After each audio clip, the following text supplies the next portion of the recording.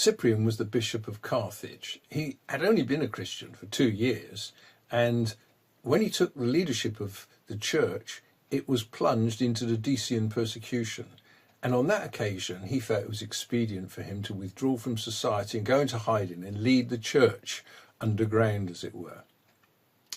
12 years later, he experienced the second persecution, that by Valerian. And on that occasion, he felt, no, I must stand my ground and I must speak up and act on behalf of the church.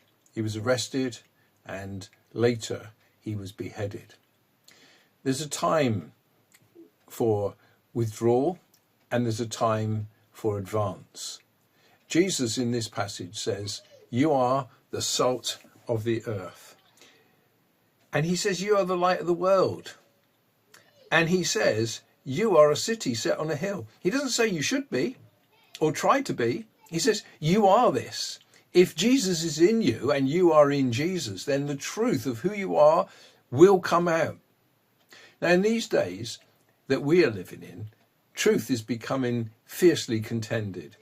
The polarization of our society is evident, and values that have been held by Christians, Bible-believing Christians, for centuries, millennia even, are being rejected and abandoned. And to stand for truth can be very costly. There's a time for withdrawal and there's a time for standing up.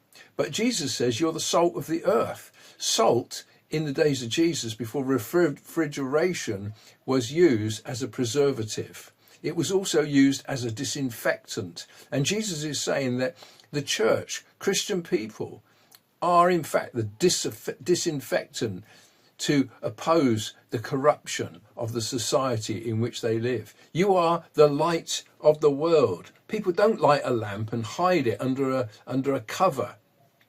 And therefore, we must let our light shine. And it's not just in good works, but also in good words. That is where the problem is experienced by many. Speaking out against corruption, speaking out against false religion, speaking out against moral depravity.